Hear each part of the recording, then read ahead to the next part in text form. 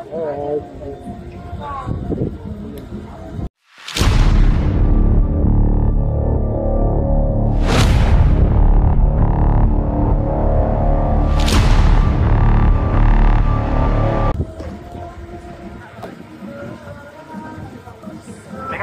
May kasamang check yun daw, te.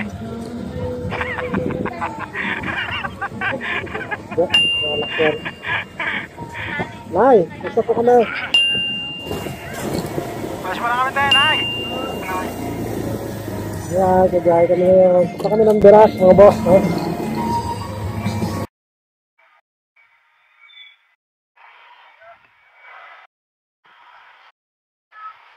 Oo, kagaya. Shit, magano ka mo, ha? Ayos na kami yan. Ito mo na yung birak. Happy New Year!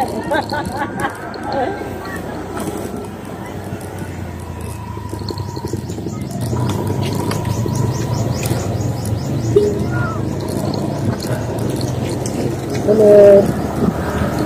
So, ngayon ako boss, punta kami ulit ng birak ngayon. Papakita namin ulit sa inyo kung paano ka punta.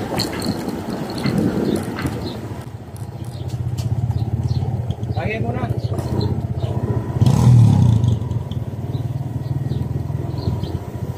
Thank you. Listen ko yung aking... Ito yung Barangay Kabkab dito sa San Andres. So, magpapunta kasi ng Veracruz, kakanan ka.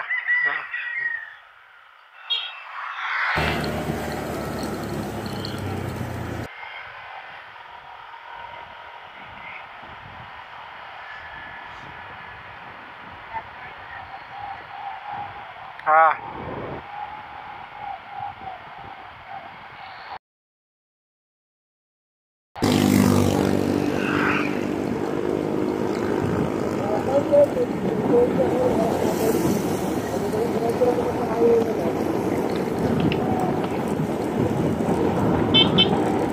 Ito eh.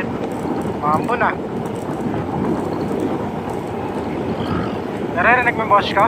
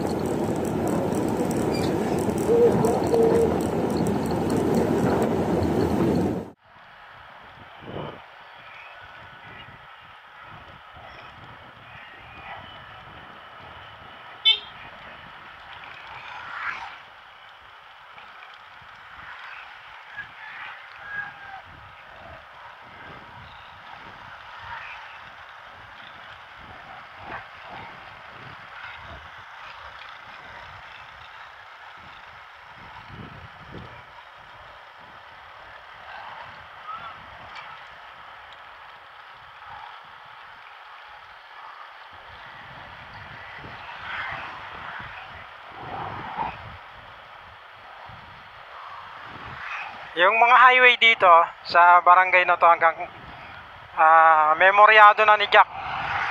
Kasi siguro biyahe namin dito, may pang 5 beses ng biyahe namin papuntang Birac. Pang-apat pala to, pang-apat simula nung umuwi kami nung nakaraan. Nakailang biyahe rin kami ng papuntang Birac. Ito yung papuntang sementeryo din dito. So, dun muna tayo sa Batong Paluay, no, tinatawag. So, this is the 3rd time na makakarating tayo ng Batong Paluay ulit. Magsisimba tayo ngayon doon.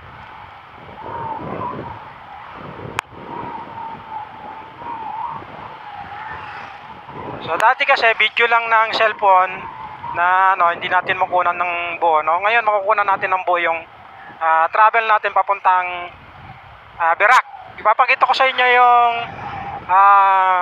daan ng papuntang Birac.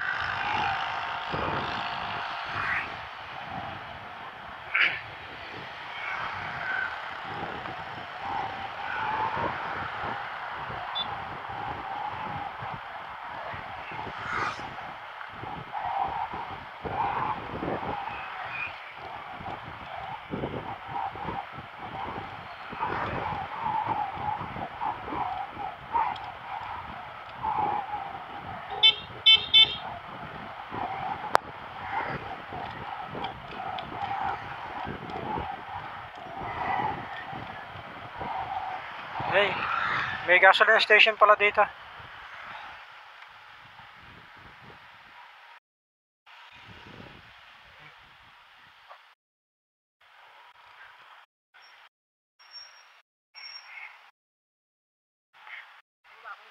Hindi na. Boss, unleaded? 100?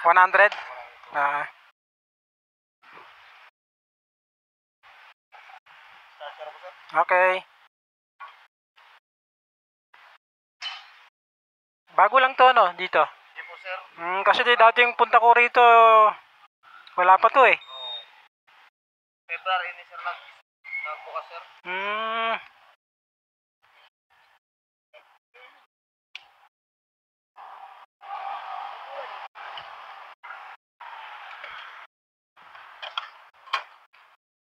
Kailangan mo sa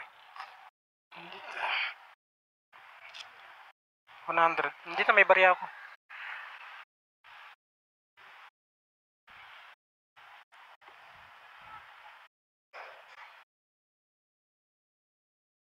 May 10 ka, boss? 10. May 10. So may bagong gasolinan dito. Bagong bukas lang sila. So bigyan natin sila ng sticker.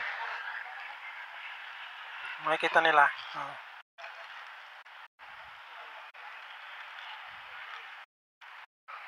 Boss, bigyan ko ng sticker. Mapanood niyo yung sarili niya. Ilan kayo? 3?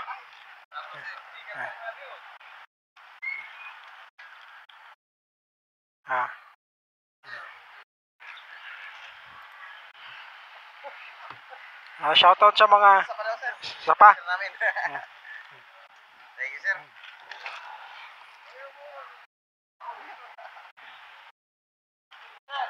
Okay.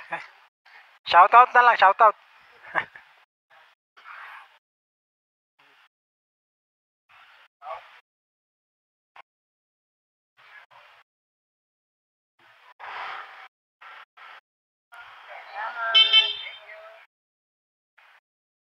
So, ayan.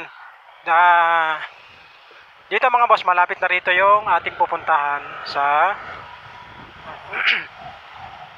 ayan.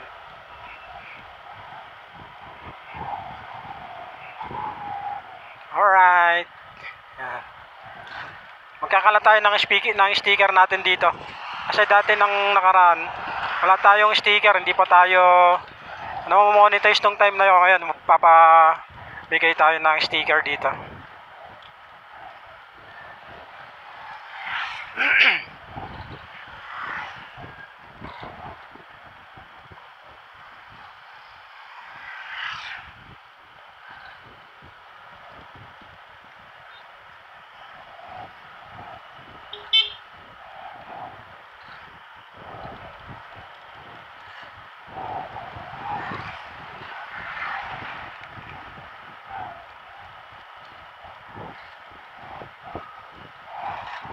Ayan yung sementeryo. Ito nasa right side natin. Yan yung sementeryo.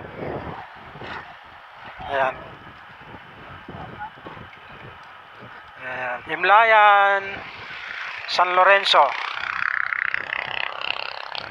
Tapos sa bandang unahan, nandiyan yung papuntang Batong Paluway na tinatawag, no?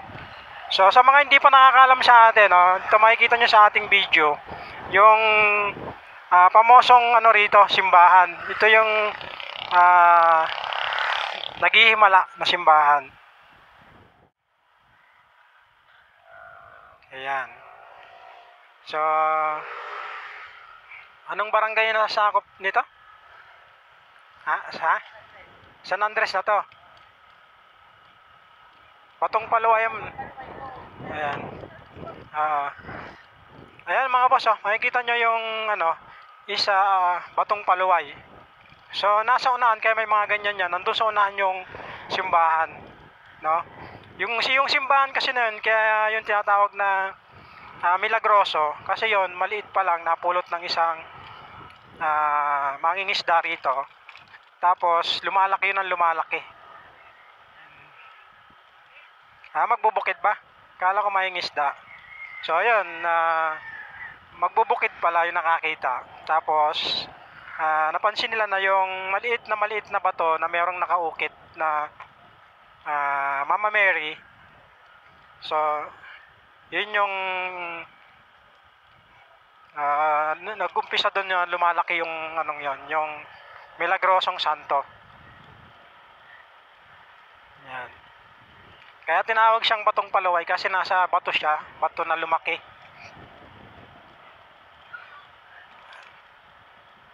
So, simple lang yung buhay rito sa lugar na to mga boss, tingnan nyo. So, ang kagandahan lang talaga kapag may motor ka, mapupuntahan mo yung mga lugar na gusto mong puntahan sa isang lugar kasi mas madali kang magkaka-idea, tsaka yung mga medyo masisikip na dadaanan na hindi mo pa kabisado, walang problema kasi motor ka lang, motor lang yung dala-dala mo, so hindi ganun ka-hassle. So ayan, medyo malapit na tayo, diretso lang to Art, no? Ito. Ayan. So, may mga pila din ng tricycle dito, ayan, oh. Makikita nyo yung simbahan na yan, oh. Ayan. So, ito yung milagrosong simbahan dito sa San Andres. Yung tawag na Batong Paluway. Sarado eh. Ha? Bukas ba?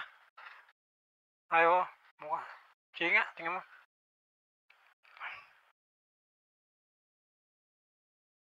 So, makikita niya rito mga boss, ayan o.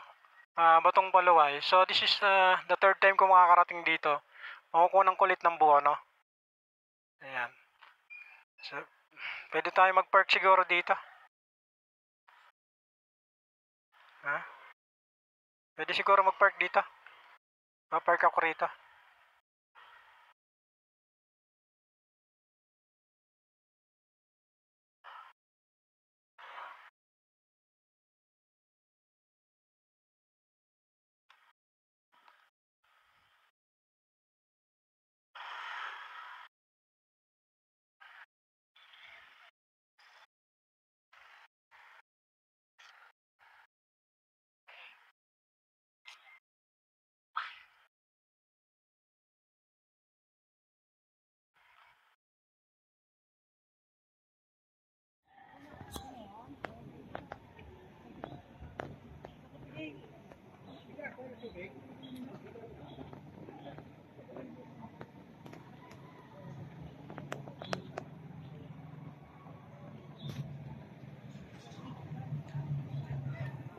So ayan mga boss, papasok tayo dito ulit.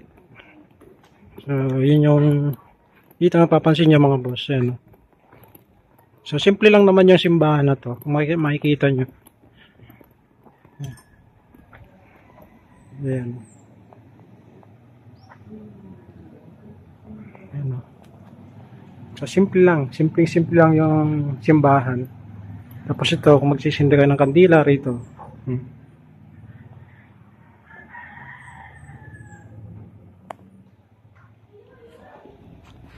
So ayan mga boss, ito yung loob ng simbahan.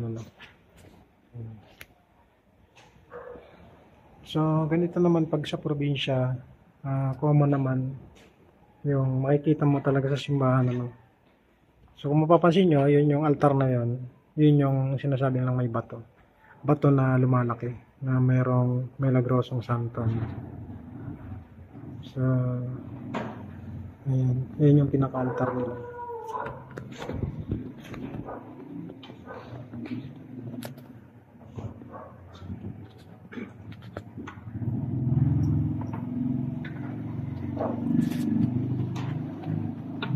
Simple lang yung simbahan na to.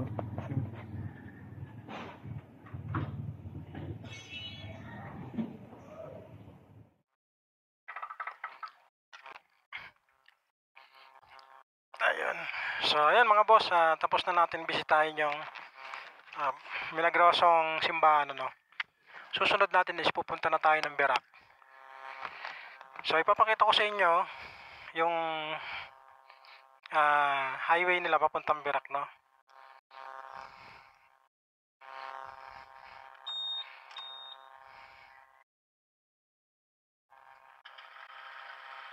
Titingnan natin yung ating naging biyahe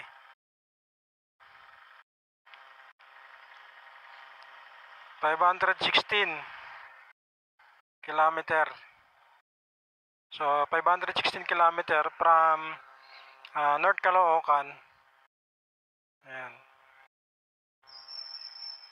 So nakukonsume natin sa gasolina natin is 45 per liter, no? Kilometer. Ganun yung consumable natin ng gasolina. 45 liter per kilometer. Ayan, no? So 45 liter per kilometer. So ayan. So 516.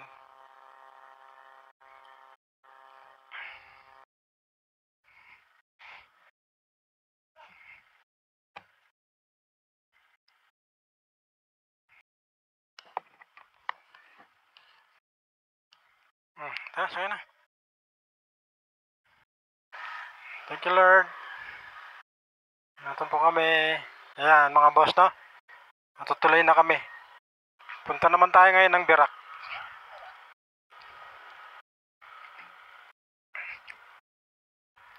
Baparco. Ayan, no?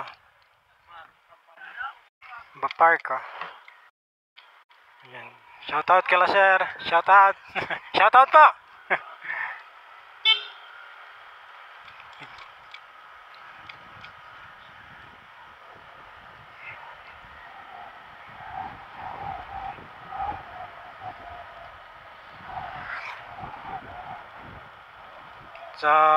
Sa probinsya, mga boss, dito sa Bicol, normal yung yung pagiging hospitality rito ng mga Bicolano. So marami naman sa atin sa mga vlogger, no, na makikita natin yung ugali ng mga bawat bayan, ano, kung mag Visayas, kasi ako pag nagta-travel ako pag sa trabaho ko, alam ko yung yung ugali ng mga tao na nakakasalamuha mo. So mas laro rito sa sa Bicol. Yung pagiging hospitality rito ng mga Bicolano talagang ibang-iba. Ako na yung hindi ko sinasabing kapwa ko sila Bicolano, pero iba yung nila rito. Kasi dito sa Bicol, simple yung buhay na meron ka. Tapos maswerte na lang tayo kasi tayo kahit papano, ito na ngayon, naging maayos yung takbo ng buhay natin. Kahit nanggaling tayo sa ganitong lugar nung time na yan, nung nag-aaral tayo. Ayan, no? Ayan, nakakaranas tayo mga boss ng ganyan. Sumasama-sama lang tayo dati sa mga classmate ko nung high school ako. Nagaganyan ako. So ang bayad lang nun sa amin is 25 pesos. So maghapon kang magaganyan. So wala naman sa akin yan kasi malaking pera na yun nung araw. Pag nagganyan ka sa bukid. Kaya lang ako kasi parang hindi ko siya naging yung ayaw ko masabihin na ayaw ko yung buhay nung ganon, pero hindi ko talaga siya linya.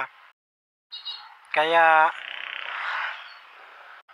hindi natin binigyan ng ng talagang dun tayo, yung sasabihin natin, yun yung magiging buhay natin. Dahil sabi ko nga, hindi ako titigil sa buhay hanggat di ko nagagawa yung pangarap kong trabaho. Bata pa lang ako, talagang makutingting na ako. Electronics kasi talaga yung pangarap ko, ang linya natin. Hanggang sa, yun na nga, ito na ngayon yung trabaho natin na nakikita nyo naman sa mga hinahawakan ko, So ito nga pala, itong area na to, ito yung yung subs na art, Subs, so ayan, magkabila. Makikita may parang overpass yan. Tawiran ng mga estudyante yan.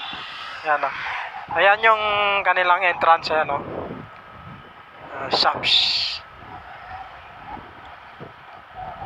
So, pag nakita nyo ito mga boss, malapit na kayo sa pier. Kasi, ito yung parang sentro ng San Andres. Ito yun, itong lugar na to.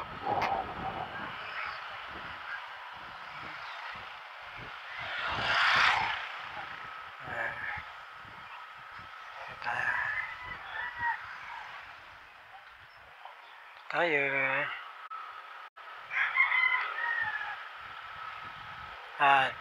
So, kahit paano, kailangan matuto tayo sumunod sa may mga ano, kasi gano'n naman talaga kahit sa Maynila. Susundin natin yung ano, yung road markings na tinatawag, no? So, ayan. Pupunta na ulit tayo ng pier. Pero hindi tayo sasakay. Ayan yung court nila. Ayan. Tapos, yung papasok, ayan yung pier. Ayan. Sa right side natin, ayan yung pier. So, dito tayo ngayon. Pupunta kasi tayo ng... Tapos yan yung sentro nila. Ito yung munisipyo ng San Andres. Ito yung pinaka sentro ng San Andres. Ito.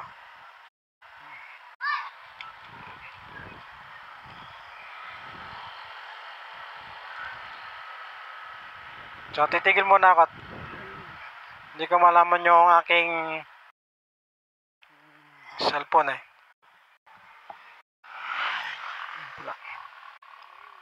Hindi. Kukunan ko kasi yung ano doon eh. May makukunan ako ng video doon sa ano.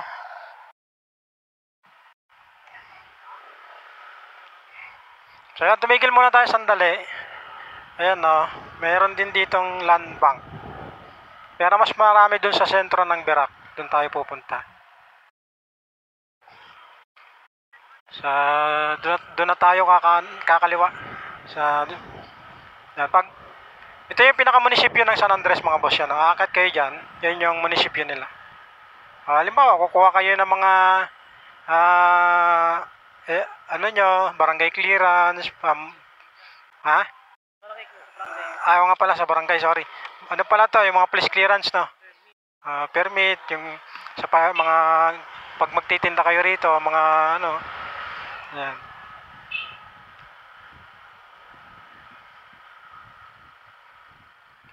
Tapos dito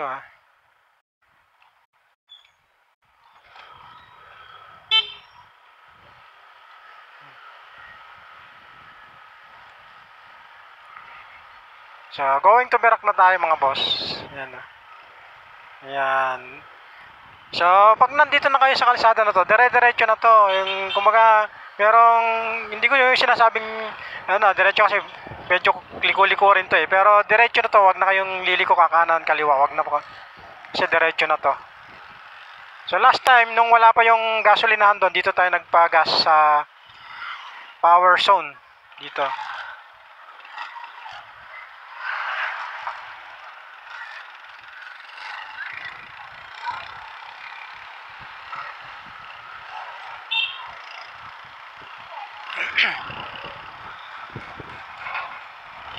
Makikita natin ngayon kung ano na yung kalsada simula nung last na umuwi tayo rito papuntang Verac. Kasi nakita natin last time nung umuwi tayo rito, yung papuntang Verac may nakita ko doon magandang kalsada, napakalawak. So bagong repair yun, tingnan natin kung ganun pa rin siya. Baka mamaya butas-butas na kasi may mga portion na sa tagal din sa bawat tula nagkakaroon yun ng butas. Tingnan natin ngayon yung kalsada na yun kung ganun pa rin.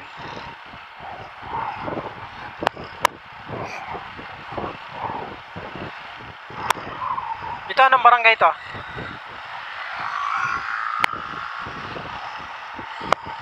Ha? Timbaan. Barangay Timbaan. Sa barangay Timbaan. So ayan mga boss, isa-isay natin yung mga barangay na dadaanan natin. Para dun sa mga nakakapanood sa atin sa channel natin.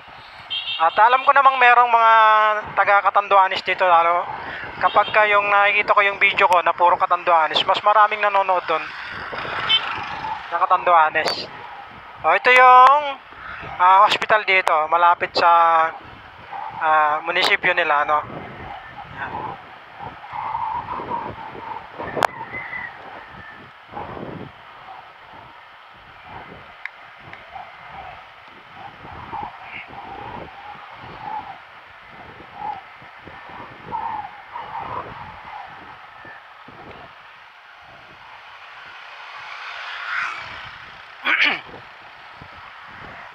Oras natin ay 9:34 ng umaga. So, alam ko 1 hour hanggang doon sa Verac bago natin marating. So, 9:30, mga 10:30 nandun na tayo. Pero depende ba kung sa travel natin, kung hindi tayo hinto-hinto pa, hanggang 45 minutes, kaya natin yon. Kung hindi ko lang, kung wala tayong back ride, kaya natin ng 30 minutes yung biyahe nun. Sa lawak ng kalsada na to mga boss. Ako nagsasabi sa inyo kasi yung Bulacan, 42 kilometers yun, nakukuha ko ng wala pang isang oras. Ito, I think wala pa tong 42 siguro, ano? Ito, barangay. Ha? Ha? Di ko alam.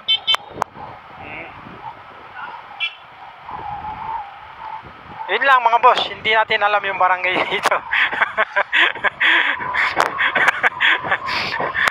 Yun. Backride ko yung aking misis, taga rito, hindi niya rin alam yung barangay rito. Ha?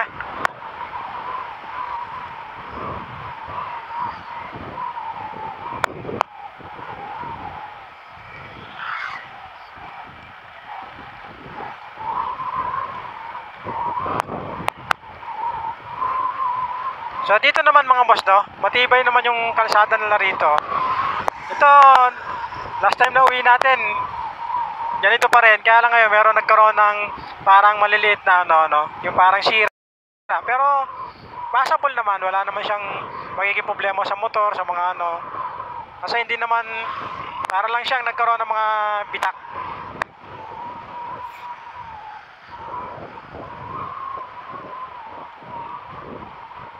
So siguro mga boss, yung isa sa mga sikat na rito, yung San Miguel, di ko alam kung kakayanan natin puntahan pa pagka may bakante tayo. Pupuntahan natin yon. Papakita ko sa inyo yung barangay na yon, kung ano yung meron doon. Total, nandito naman tayo at siguro pag maganda yung panahon dito, wag lang sana tayong abutin ng palagi nag-uulan, mararating natin yon.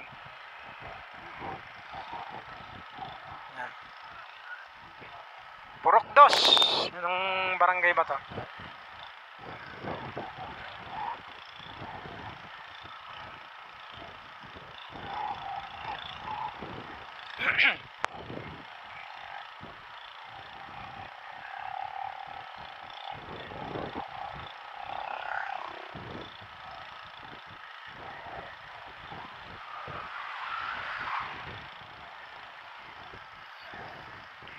San Alfonso Maria, Purok 3. Ayun.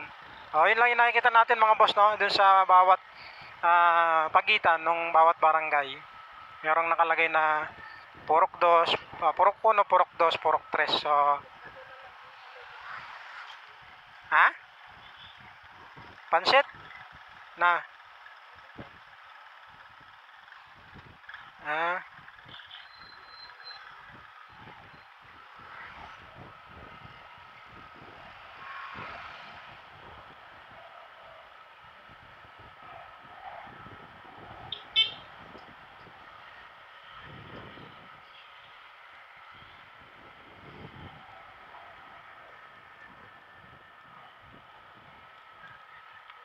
Uy, riders.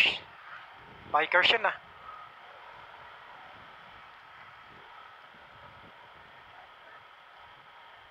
Bikers nga. Bikers.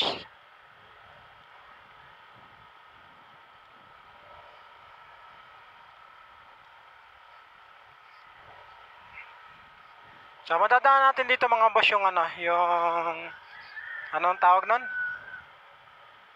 Yung pinagpicturean natin? Luyang Cave. Yun. Nadaan natin. So, alam ko nasa parting yan, Yan. Paggabi dito mga boss, pag nadaan kayo rito, paalala ko lang na mag-iingat kayo. Walang ilaw dito. Pero ngayon, ewan ko kung gumagana na yan. Kasi, last time na umuwi ko rito umuwi kami rito, dumaan kami rito, napakadilim dito. At yung MDL lang natin ang gamit-gamit natin.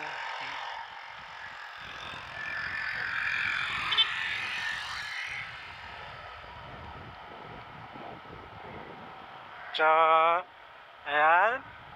Maganda naman yung kalsada niya, kaya nga lang, wala siyang ilaw, no?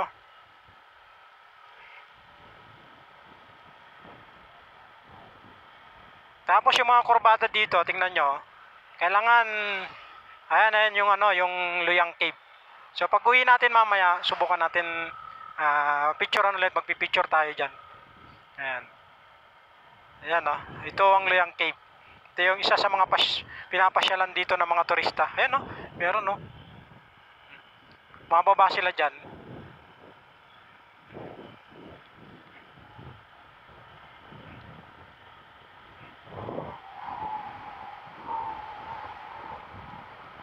Ayun. Ito alam ko sakop, di ba? Likting yung pagbaba yun, Liktin. So, malamang sakop to ng Barangay Liktin. Mag-iingat kayo mga boss dito, sa mga kurbada na to dahil maigsi yung mga kurbada rito. Kaya medyo mag-ingat kayo. Talagang kailangan yung i-memorize yung sarili nyo rito. Kasi hindi yung tipong nagdadrive kayo ng mahabang kurbada. Kakainin nyo kasi yung kabila. So possible hindi nyo mapansin may kasalubong kayo.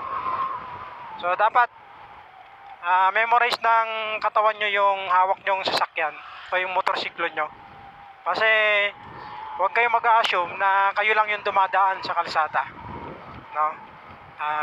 Lagi po tayo maging defensive driver o rider. Para po yan sa atin, para po sa lahat. Kung ma-aksidente kayo, makakadamay pa kayo. So, malaking perwisyo yun, malaking tsaka yung buhay natin, isa lang. Hindi tayo pusa na mayroong siyam ang buhay kasabihan. Ayan. So, ito yung bagong gawa mga boss. Ito yung sinasabi ko. Itong kahabaan na to, tapos meron pa yan sa unahan. Yung highway na to, is bagong gawa lang nung umuwi kami. Kagagawa lang talaga nito. Ganun pa rin, ang ganda. Kaya nga sabi ko nga sa inyo, kung ganito yung daan ko sa Bulacan, siguro 30 minutes lang kuha ko to. Hanggang doon. Ayan.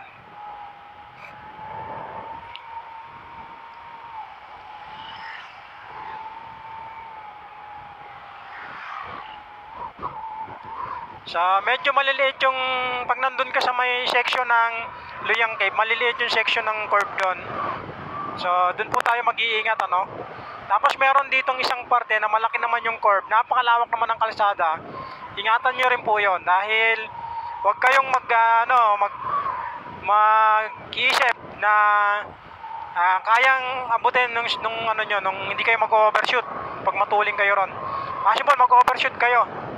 Kasi yung lawak, isipin nyo yung kurba nung lawak nung curve na yon, kakayanin. Siguro kapag talagang yung nagre-racing, yung motocross o kaya yung sa racetrack, kaya yon. Kasi talagang lawak.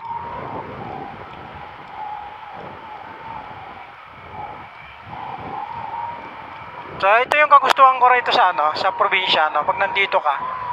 Yung buhay kasi rito, walang traffic. Ito nyo naman sa atin, nung umalis tayo, 1 week na. Mula umaga hanggang gabi. Alas 12 na ng gabi, traffic pa rin sa atin. So, tingnan nyo naman dito. Kasi nga, kukunti pa lang yung may-ari. Tsaka yung buhay kasi rito, simple lang. Napakasarap ng buhay rito. Kasi, hindi sila yung tipong magarbo. Ayan. So, yun yung isang gusto ko rito pag nandito sa probinsya. Wala kang iisipin na ano man yung kaanuhan sa buhay mo,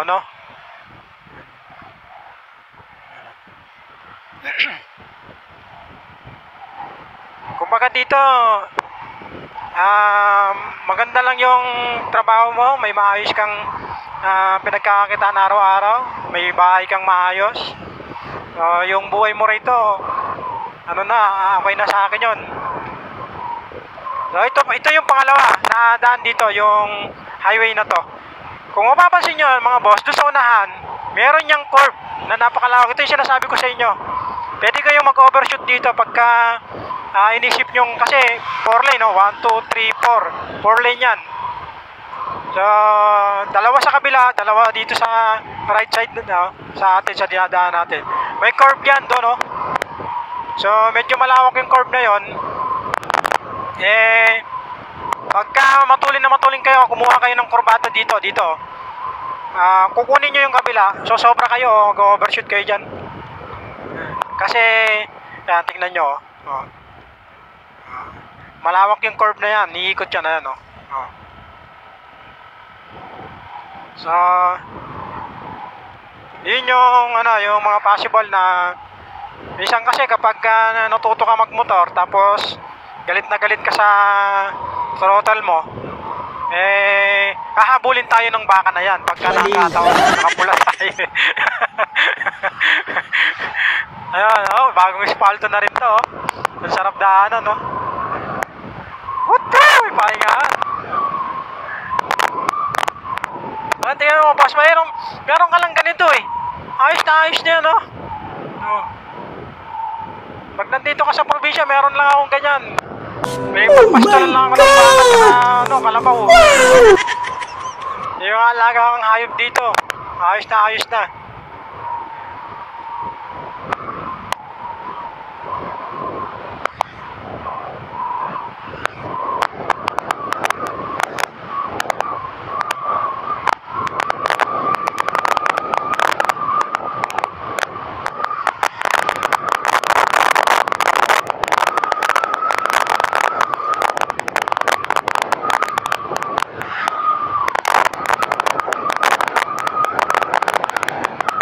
Mga boss, medyo malapit na tayo sa Perak, no? Malapit na tayo. Itong kanan na to, papunta saan yan? Ha?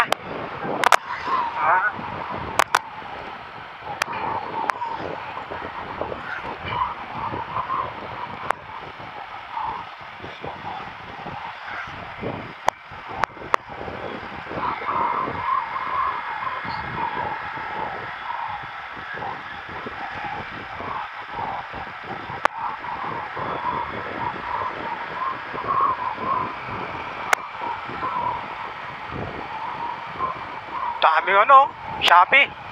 What?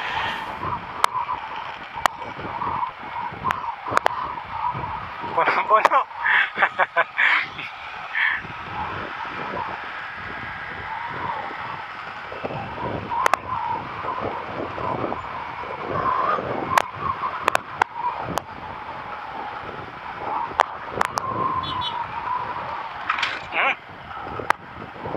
Malalim yung lubak na yun,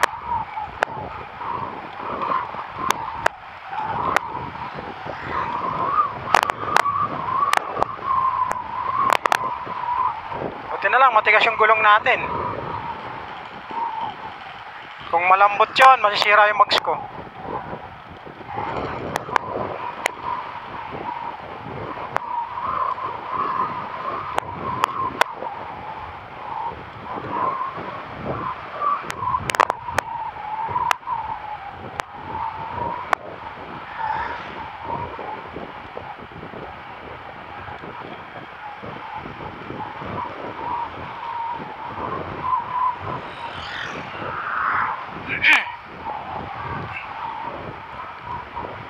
.48 time check. So alas 10 nandun na pala tayo.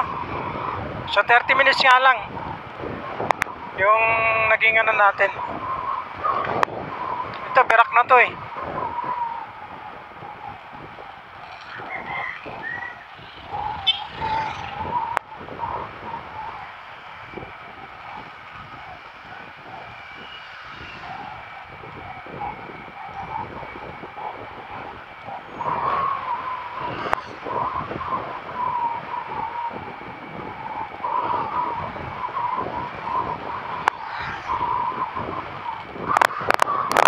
'Alright.